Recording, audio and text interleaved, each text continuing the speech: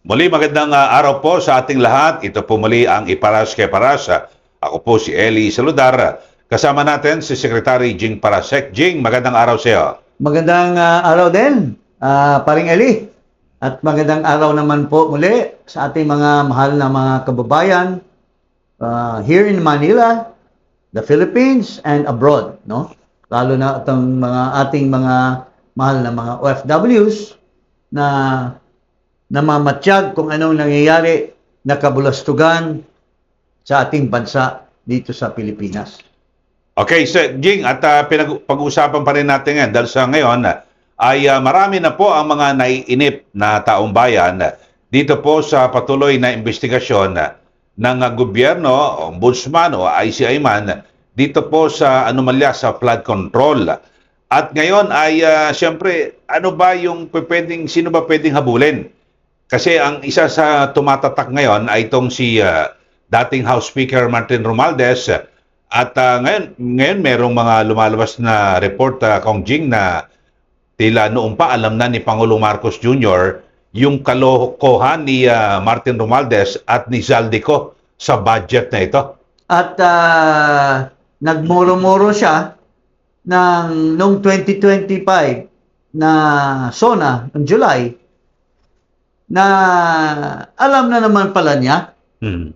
Sabi niya, mahiya naman kayo. Alam na pala niya na si Romualdez kasi pinagalitan daw niya, sabi ni Toby Chanco. Pakinggan muna natin ito. Sige, para bago tayo magkomentaryo. Na ni-reveal. No? Ano bang reveal in Tagalog? Ibinunyag. Pero ito, Sek, linawin natin na itong kay Congressman Toby Chanco, ito may personal knowledge siya, hindi ito marites. Kasi kasama siya mismo. Kasama siya sa meeting. Tatlo sila na nag-meeting. Ito, pakinggan natin. Tapos, ilalatag natin ang mga pangyayari. Okay. Pinatawag kami dalawa, nandyan siya, nandito. Parang ganito, Ganito. May table dyan. So, pinatawag kami dalawa, nandyan siya, nandyan ako. Ang una sabi niya, ilang bahay ba ang, Martin, kayo ni Saldi, ilang bahay ba ang gusto niyo sa Forbes Park? Gaano karaming aeroplano, helicopter? That is the president asking Martin. Yes, helicopter kailangan nyo. Gaano karaming caviar ang kaya nyong kainin, ilang Ferrari gusto Maraming kwento yan eh. Ganun, exactly, I've heard that story. Yes, and so apparently the three of you pala yun. Yes, and then, dapat pala ang title nito exclusive, the inside hindi, story. Ito dapat podcast hindi, ang story nito, podcast with Bongbong, Toby, and Martin. Tapos, grabe yun. doon niya sinabi na, what was the response of Martin? Hindi, sabi niya, alam mo Martin, wala akong natatanggap dyan. Wala akong nagagawa, then tinuloy na niya, 2 taon na ako dito, wala akong napapagawa dahil kayo ni Saldi, kinukuha niyo yung pera ng Congress. So he knew? Yun yung sinabi niya. Tapos may listahan siya ng mga kinuha niya yung cellphone, may listahan siya ng flagship projects na linagay sa program. Itong mga to linagay niyo sa program. Tapos idingit niyo yung mga proyekto niyo. Ang pangako ni Martin noon is, we will return it sa BICAM, which did not happen. Kaya lalo siyang nagalit noong January. Oh. That made us all silent, by the way. So when the anomalies were discovered, how did the president react? When the ghost projects were discovered, or went out to media, or may mga nagpa-interview na very lavish lifestyle, how did the president actually reacted to this situation? Did he look at Congress or Martin as the culprit, or paano ba? Hindi, kasi nung yun, nangyari yun November, di ba? Okay. November, so galit na galit siya, then hindi pa rin napasok doon sa BICAM. So parang, di ba, nangako ka na Toby, did you ibabalik realize? mo, tapos hindi mo binalik, doon na talaga, I think. Toby, do you realize that you can be summoned to be a witness to any criminal prosecution against Martin? Okay, totoo. I mean, the problem is when I'm asked a question, I cannot lie. Di ba? I cannot lie. I mean, hindi ko naman ito kinikwento openly. The reason I was forced to this, di ba, lagi kong sinasabi pinagalitan. Pero in detalye, napilitan lang akong ikwento. No, I did not want to discuss it because Kung nahandyan ka, parang isip ko nga nun, bakit pa ako sinama dito? Hindi na lang kayong dalawa mag-usap, Oo di nga, ba? ba't ka kasali? Eh, okay pa kami ni Martin noon, so hindi naman ako maka-excuse. Baka sabihin niya sa akin, bakit mo naman ako iniwan doon? Oo nga, oo You nga, just oo made nga. the life of Malacanang difficult because, I mean, that means that Super Martin Romualdez must really be prosecuted Yes, with yes. the evidence So, that you have. so, So, very clear, ang sinasabi ni, para sa kalaman ng ating mga kababayan, ito ay talagang bulljack ito kay Marcos. Parang pinapalabas ni Toby Chanco na si Marcos ay inosente at hindi magnanakaw, si Martin lang. Okay. Pero, let's, Sek, let's leave it at that muna. Pero Okay. Sek, sabi niya na wala pang natatanggap. Wala Wala natatanggap. daw natatanggap Ah, siya. no. Oh, si Martin lang daw at si Saldi. Pero nung matapos ang budget, ganun pa rin nasa laula. Ano yon? Ano magiging perception doon? Okay. So, Sige. itong sinasabi ni si Toby. Marcos Jr., pinapagalitan daw si Martin. Ngayon, sinabi na niya na hindi lang pagalit, kundi pag-sermon na ikaw, Martin, marami kayong nakurakot ni Saldi. Mga bahay sa Forbes. Park, mga eroplano, marami pang hindi sinabi si Marcos. Oh. So, anong palagay nyo sa ginagawa ni Marcos? Alam niya na nagnanakaw si Martin at saka si Saldi. So matutal, sinisita niya. Sinisita niya. So, ano ba yung pagsita niya? Ikaw, ano bang posisyon mo bilang empleyado ng gobyerno? Presidente ka. You are supposed to arrest or expose. Hindi ka na dapat naghintay noong July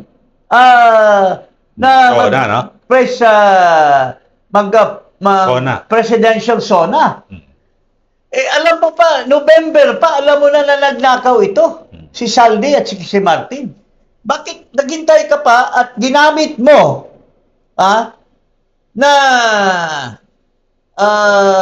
ano ba ang pangalan nito? Na alibay. Sa kabulastugan mo sa mga flood control, sila mga congressmen. November pa lang, alam mo na pala ito. Bakit hindi mo tinawag si Boying Rimulya at pinaimbestigahan mo itong dalawa? You have the intelligence. You have money from the Confidential and Intelligence Fund. So, ibig sabihin, sinabi mo kay Martin na marami kang bahay, marami kang eroplano na nakurakot na pera para ibili mo dito, pero wala kang ginawa. That is Para kinonsinti niya. reneging on your duty, kinonsinti mo. Sabi pa nga ni sino ba ito nagsabing isang complicit? Marcos was complicit. Sino ba nagsabi? Si Pinky Webb. Mamaya, mapanood natin. Ipanood natin yung kila Pinky Webb. So, ibig sabihin, the fact na hindi ka nag-report, you are part of the crime. So, pwede sanang You are gawin part doon. of the crime, Marcos. Kung nalaman ng Pangulo na merong ginagawang kalokohan, dapat, pakakasuhan kita, puro kakalokohan. Oo, papakasuhan kita. Dapat ni-report mo na kay bata mo, si Rimulya. At pinaimbestigahan mo na si Saldi at saka noong November pa lang. Bakit naghintay ka pa ng July? Tapos, Saka mahirap yung November, kayo. Sec, ongoing yung yung Kampanya. deliberation sa budget yan Deliberation sa Sa budget. 2025. Oo. No. So, he could have already prevented the insertion. Pero, alam mo, mga kababayan, dahil sa napakasinungaling ito si Marcos, napaka-drama, nagmamaang-maangan, ang tingin ko dito, although totoo niya na sinita niya si Martin, pero yung pagsabi niya kay Toby Chanco ay isang lang ito, pakitang tao yan, sinadya niya na papuntahin si Toby Chanco para sabihin niya kay Toby Chanko na Yan ang pagalitan niya. pinapagalitan niya si at ako walang involvement dito. Ha? Ako malinis ako. So, para sasabihin ni Toby Chanko sa publiko na Nako, nagalit si Presidente. ako, nagalit si Presidente, hindi pala magnanakaw si Presidente, napakalinis pala niya, pinagalitan niya yung magnanakaw na Martin Romualdez. So yun na ngayon ang dialogue na gusto ni Marcos na ipakalat sa taong bayan na wala siya. Pero alam mo mga kababayan, si Saldico, sinabi na siya ang mastermind. Ha? Nag-utos ng Nag-utos 100 ng billion. 100 billion na insertion. Insertion. So, nagmamalinis siya sa harap ni Toby Chanko, pero siya naman ang pinaka-marumi na opisyal ng bansa.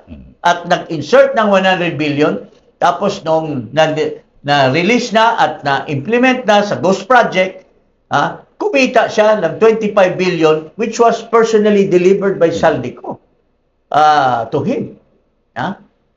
So, that is the allegation of Saldico, na si Marcos kumita ng 25 billion. Pero, sinasabi nila, Erice, doon sa kaso nila, na hindi lang 2025, as early as 2023, 2024, ginagawa na ito ni Marcos Jr.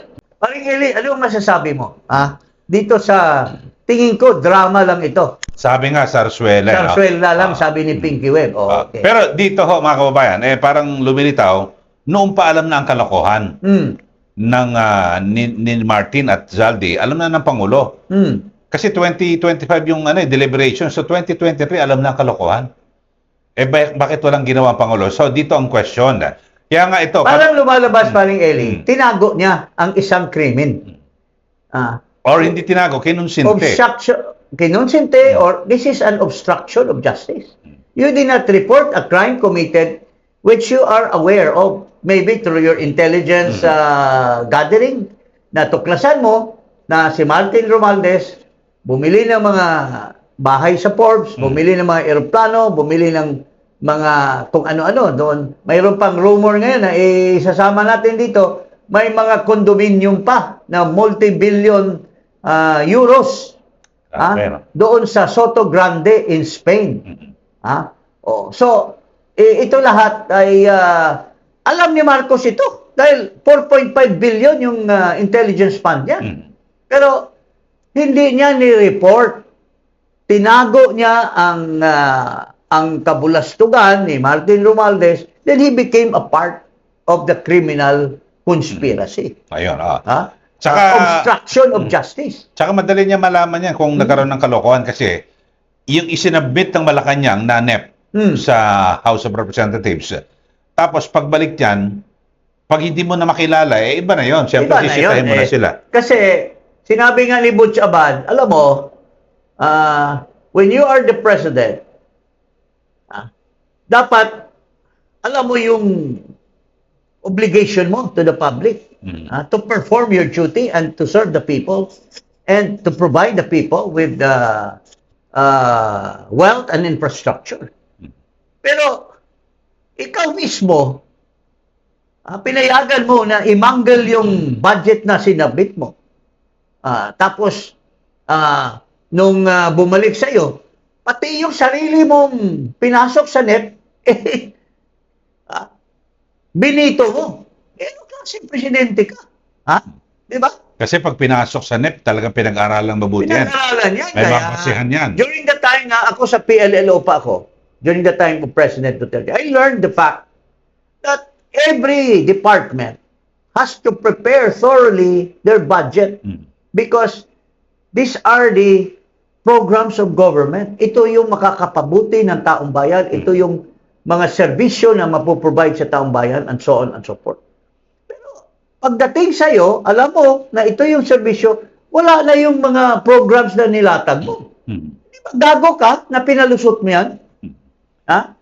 Napakasama mong presidente kung pinalusot mo yung mga ibang bagay na siningit ng mga congressmen, mga flood control, mga bridges, mga farm-to-market road, kung yung nilatag mong programa ay nawala na doon sa final enrolled bill. Ha? Di ba? So, yung ating pinag-uusapan, Sec Jing, hindi lang tayo may ganitong pag-iisip. Ito, panoorin natin.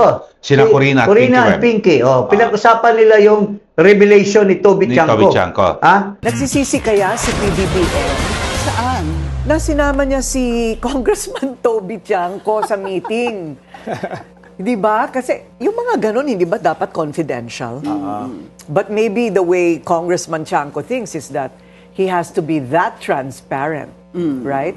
Kwento mo muna ano sinabi ba? Kanina, kung nakikinig po kayo sa balita, ang sabi niya, siya ay bahagi ng isang meeting sa pagitan ni Pangulong BBM at ang kanyang pinsan ni dating Speaker Martin Romualdez at pinapagalitan niya si Speaker. At tinatanong, ilan ba ang bahay mo sa Forbes? Gaano karaming caviar ba kung kayo'y kumain? Ilan ba ang sasakyan nyo? Di Ila ba? aeroplano. O, may Aeroplano, ganun pa. may mga ganon. Pero hindi na kinuwento ni Congressman Tiangco kung anong sagot. Oh, Bitin. Medyo bitin. Ha, bitin. Oh, tanungin natin si Attorney Edwin. Oo nga. Ano sabi? Pakitanong mo, tsaka, ano ang punto nun? Ano ba ang punto ni Congressman Tiangco na the President is holding his own cousin accountable for whatever he probably did or did not do. At saka nangyari itong usapan na to, nung House Speaker pa siya, no? Oo, hindi ito recent. No. Marami kasi ang nag-iisip, nagtatanong, Pinky, ano ba ang relasyon ni PBBM kay Speaker Martin? I guess, that gives the public some kind of view of a sneak peek into their relationship. That the President also holds his own cousin accountable. I guess, yun ang pinapalabas si Congressman Toby. Pwera na lang kung sarsuela din yon. Kasi pwede ring acting yon, ha? Pero palagay mo hindi? Para ma-share ni Huwag mo Kong nang Toby sa atin. sagutin. Ha? Para ma-share ni Kong Toby sa atin, ano? Oo, hindi. Si Kong Toby ang makapagsasabi kung feeling niya Ay, fake. sarsuela ba yon, fake or totoo. Pero, walang makapagsasabi. Madumi lang po ang isip talaga ng mga mamamahayan. Pasensya na po kayo. Lahat lang ng mga posible, pinag-uusapan At yung namin. iba talagang sasabihin, di ba? Yes. Oo. So, yeah. But if he really does hold his cousin accountable, then that's plus points for him. Pero, ako naman dahil sa sinabi ni Congressman Toby doon sa kanyang interview sa The Spokes, paano kapag may impeachment case na ihain laban kay Pangulong Bongbong Marcos? Okay. Ay pwedeng gamitin yun. Although, how much that will hold, that's another story. Pero kumbaga kasi parang malabas complicit eh. Si Pangulo, dahil pinagsabihan niya yung pinsan niya, pero natuloy pa rin yung budget. We're talking about the 2025 budget. Hindi itong budget na ito. Okay. Sabi ni Congressman Edgar Erice, pwedeng betrayal of public trust. Depende nga kung anong sinagot ni kung ano ang sinagot ni Speaker. Kulang Doon tayo ang kwento. nabitin. Oo, kulang ang kwento ni Kong Toby. So, from ordinary people who are not lawyers, no? They are just mere, ano bang tawag nila? Broadcasters or anchors or ano bang katulad nila Pinky at ni Corina. Nag-iisip sila. Marcos is complicit. Sarsuela lang ito. Ito yung mga naiisip nila. Doon sa nireveal ni Toby Chanco na sinabihan ni Marcos Jr. si Romualdez na you have committed a crime. You have amassed wealth and you bought properties, multi-billion properties, multi-billion airplanes. And maybe there are more because I've heard that lumalabas ngayon na there are allegations that Romualdez has bought the multi-billion property in Soto Grande in Spain. That is the allegation that is being passed around now in the social media. There are also indications that he also bought the expensive property in Hamptons in New York, in New York State. Grabe. Or Nakalula. in New York City. I just heard over that. Manhattan, ako, ilang Billion din ito. So, galit sa pera itong mga magnanakaw na ang mga alleged magnanakaw na ito. Kasi walang magawa sa trilyon-trilyong tinurakot nila is to buying spree for luxurious properties, luxurious cars. In fact, I heard na ito si Martin, with due respect, during the time of President Duterte, namigay na ito ng luxury cars doon sa office ni Undersecretary Boy Kitain. Pero mukhang hindi tinanggap ni Boy Kitain, tinanggap ng isang, well, allegedly bagman niya, a certain Nocon. A certain Nocon who is now in possession daw of this two luxury cars, a Q7 Audi and I think a BMW or something like that. That's what I've heard from the stories within our circles, no? So, doon pa lang, namimigay na. So, galit talaga sa pera. Ito si Romualdez. Tapos, mayroon pa ngayong rumor na yung mga district na walang congressman, pare, ni sinaksakan niya ng todo-todong mga insertions. Like Negros Oriental 3rd District, Palawan, yung district ni Hagedorn, and two other... Siya nagiging caretaker. Siya naging caretaker, pero sinaksakan. As to how the projects, wala pang report ito si Dizon kung anong mga ghost projects na nandoon sa mga area na caretaker si Martin Romualdez, mga kababayan. So, these are all allegations and this stem from the fact that sinita siya ni Marcos. Daw. Pero ako, ang duda ko dyan, kasi kibitcher lang naman si Toby, bakit siya isasama doon sa meeting ng dalawa? Para may testigo si Marcos na ipagbunyag sa buong Pilipinas na, si Marcos nagalit. Napakalinis. Sinita niya yung pinsan niya na magnanakaw, allegedly. So, Pero, sarsuela lang ito. Sarsuela lang, sabi ni Pinky Webb. Bakit sarsuela lang yan?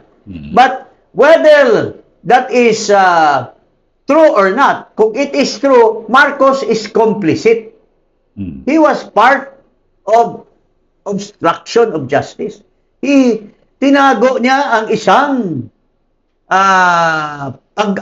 pagkaalam ng corruption at hindi niya binunyag. At nagsinungaling siya. Ito, nung tinanong siya sa media, what do you think of Martin Romualdez? Is he liable? Ito ang sagot nito. Ito, panoorin natin. Panoorin natin.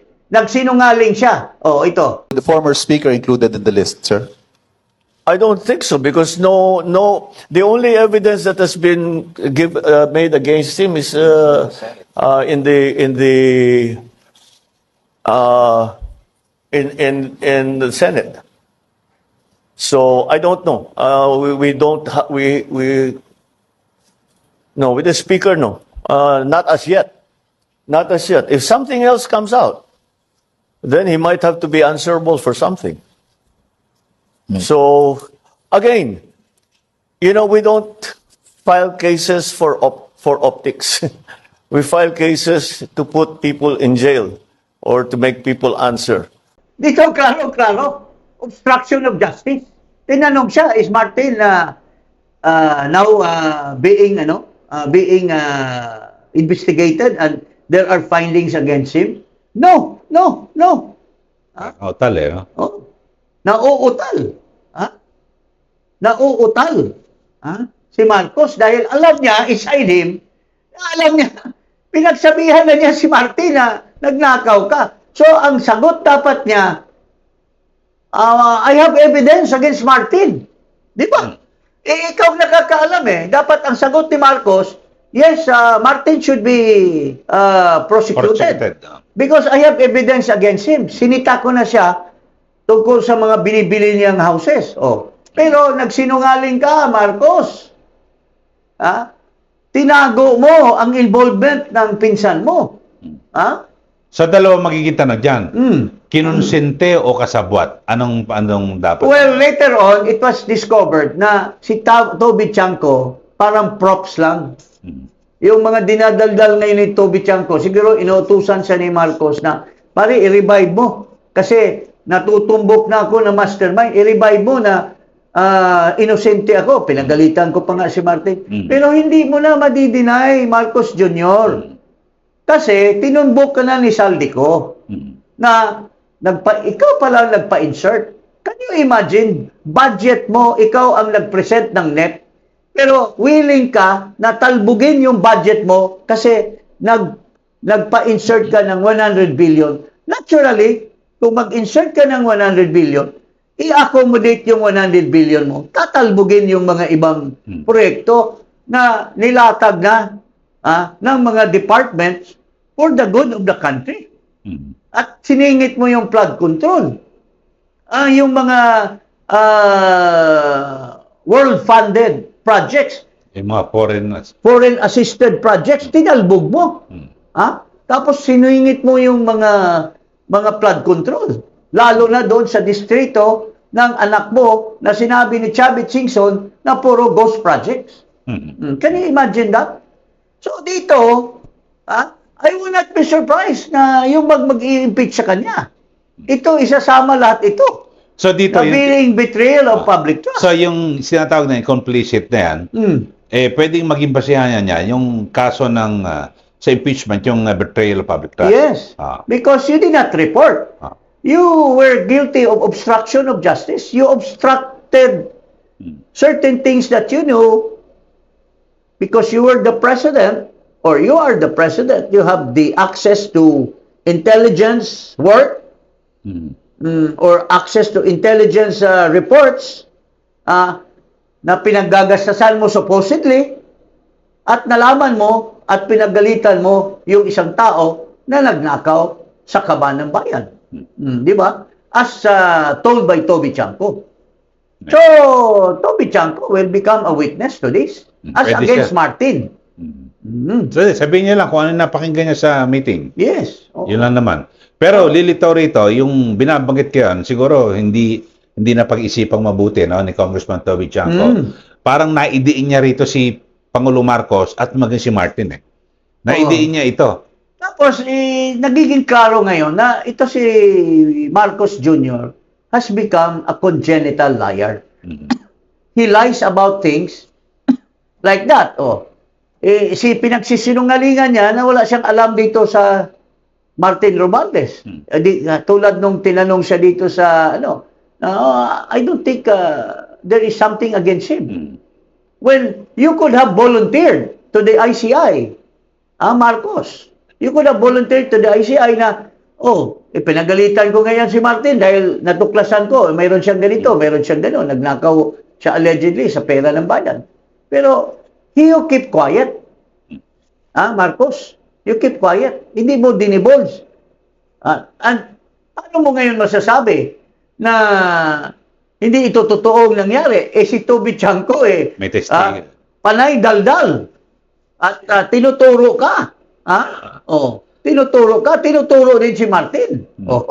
Paano nyo ngayon yan ipagsinungalingan sa publiko? Kumalat na yung pinagdadaldal ni Toby Chanco. Di ba? Paring Eli? So, wala na. Tapos na ang kwento rito kasi dito lumilitaw talaga kung pagbabasihan din natin yung naunang nabanggit ni Congressman Erice, yung hindi pwedeng nalusutan lang ang Pangulo 3 taon ang budget, sunod-sunod, nasa laula. Tapos yung pinagalitan, nasa laula pa rin yung 2025 budget. Yes, so, yes.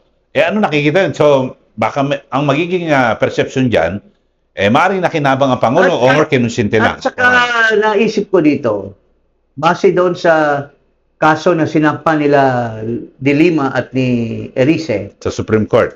tinutumbok nila yung unprogrammed funds. Napakasama ng ating Pangulo. Talagang, he has betrayed the people. Why? Because nag-submit ka ng NEP. Di ba? Kasama doon sa NEP yung pondo para sa programa ng ating mga infrastructure program like the subway. These are These are foreign funded projects. Okay? Para sa kabutihan ng taong bayan. Pero pumayag ka na alisin sa NEP, which should have been a priority kasi may source of revenue. Inilagay mo sa program. That's betrayal. Kasi you have betrayed the people by make them believe that you are the right president. You are sincere in letting the people taste the good government. Like, tingnan mo ngayon, dahil sa betrayal mo, yung subway na matatapos sa 2028, maging 2032 na. Dahil tinalbog mo yung sarili mong NEP at pinasok mo yung mga flood control budget at tinalbog mo, nilagay mo sa program fund. Hindi ba betrayal yan? Tsaka bukod dyan, Marcos, you have betrayed the people because tinanggal mo yung pinag-aralan ng Department of Transportation, tinanggal mo yung pinag-aralan ng Department of Agriculture, pinalitan mo ng flood control, tapos itong mga importanteng proyekto, nilagay mo sa program funds. Bukod sa pagkaantala ng mga proyekto, may mga penalty dyan. May mga penalty. Abot There will ata ang be, 300 million daw. runaway increase in the cost of project. Yes, kasi habang tumagal, So, tataas.